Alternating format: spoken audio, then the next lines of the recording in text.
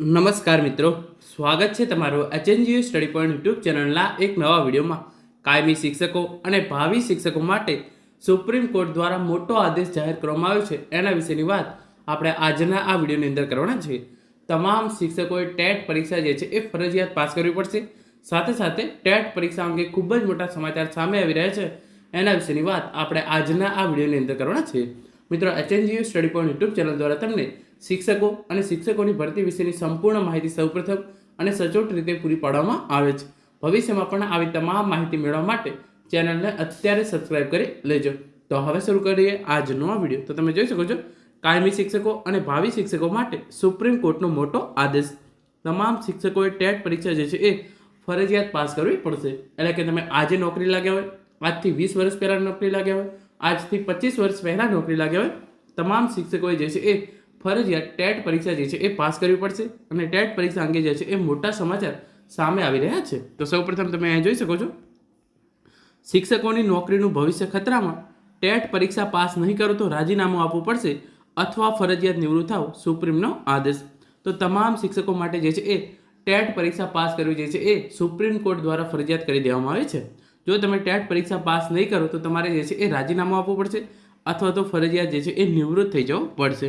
તો શું આ આદેશ આપવામાં આવ્યો છે, પહેલાં આપણે એના વિશે સંપૂર્ણ વાત કરી લઈએ. તો તમે જોઈ શકો છો, સુપ્રીમ કોર્ટે આજે એટલે કે 1 સપ્ટેમ્બરના રોજ નિર્દેશ આપે છે કે હવે શિક્ષણ સેવા સાથે સંકળાયેલા તમામ શિક્ષકોએ તેમની સેવામાં રહેવા અથવા પ્રમોશન મેળવવા માટે શિક્ષક પાત્રતા કસોટી એટલે કે ટેટ પરીક્ષા જે છે એ પાસ કરવી પડશે. જસ્ટિસ દીપાકર દત્તા અને જસ્ટિસ ઓગસ્ટિન જ્યોર્જ મસીહાની બેન્ચે કહ્યું, જે શિક્ષકોની નોકરીમાં 5 વર્ષથી વધુ સમય બાકી છે તેમણે ટીચર્સ એલિજિબિલિટી ટેસ્ટ ટેટ જે છે એ પાસ કરવી પડશે. જો તેઓ આમ નહીં કરે તો તેમને રાજીનામું આપવું પડશે અથવા ફરજિયાત નિવૃત્તિ લેવી પડશે.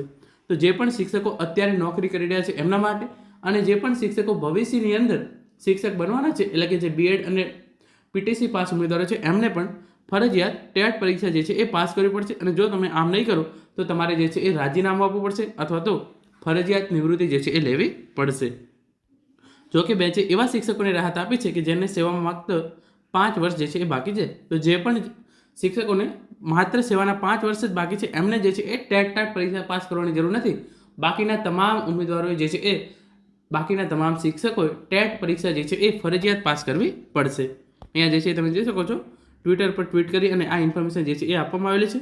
લઘુમતી સંસ્થાઓ માટે મોટી બેન્ચ નિર્ણય લેશે. કોર્ટે કહ્યું હતું કે આ નિર્દેશ લઘુમતી સંસ્થાઓને લાગુ પડશે નહીં, કારણ કે એ નિર્ણય જે છે એ મોટી બેન્ચ નક્કી કરશે. તમિલનાડુ અને મહારાષ્ટ્રમાં શિક્ષણ માટે ફરજિયાત ટેટ સંબંધિત અરજીની સુનાવણી કરતી વખતે કોર્ટે આ નિર્દેશ આપ્યો છે.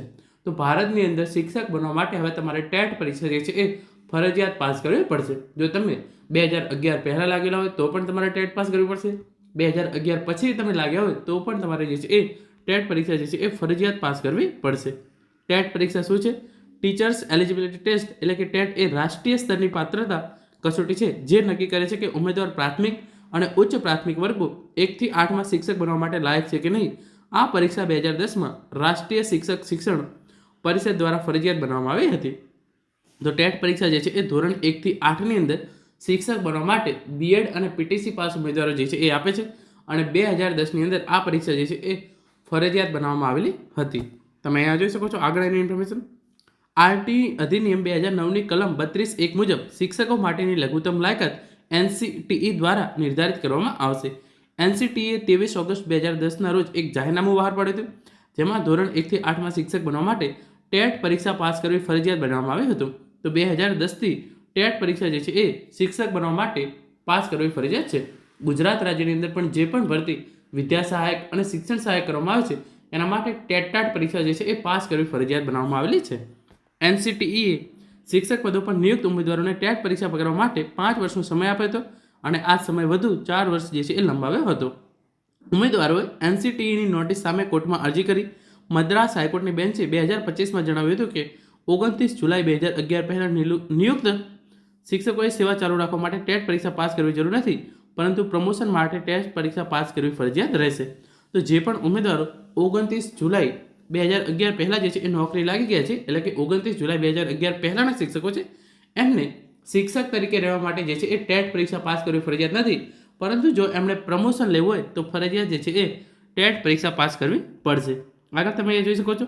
આ નિર્ણયના આધારે સુપ્રીમ કોર્ટે હવે સેવામાં ચાલુ રહેવા અને બઢતી બંને માટે ટેટ પરીક્ષા પાસ કરવી ફરજિયાત બનાવી છે. જો કે લઘુમતી સંસ્થાઓ માટે નિર્ણય હજુ આવવાનો બાકી છે. તો જે પણ શિક્ષકો અત્યારે ગુજરાત રાજ્યની અંદર અને પૂરા ભારતભરની અંદર કાર્યરત છે એ તમામે તેમની નોકરી ચાલુ રાખવા માટે ટેટ પરીક્ષા જે છે એ પાસ કરવી પડશે. અને જે નવા ઉમેદવારો બીએડ અને પીટીસી પાસ કરશે એમના માટે પણ જે છે એ ટેટ પરીક્ષા જે છે એ કમ્પલસરી કરી દેવામાં આવી છે. તો ગુજરાત રાજ્યની અંદર નવી ટેટ પરીક્ષા માટેની જાહેરાતનામું ટૂંક જ સમયની અંદર જાહેર કરવામાં આવશે. તો જે ઉમેદવારો ટેટ પરીક્ષા પાસ કરવા માંગતા હોય એમને ચોક્કસથી જે છે એ ફોર્મ ભરી દેવું જોઈએ. તો મિત્રો, આ હતો આજનો વિડીયો, જેની અંદર સુપ્રીમ કોર્ટ દ્વારા જે આદેશ તમામ શિક્ષકો અને ભાવિ શિક્ષકો માટે જાહેર કરવામાં આવ્યો છે આના વિશેની વાત આપણે આજના આ વિડીયોની અંદર કરી છે. Thank you so much for watching.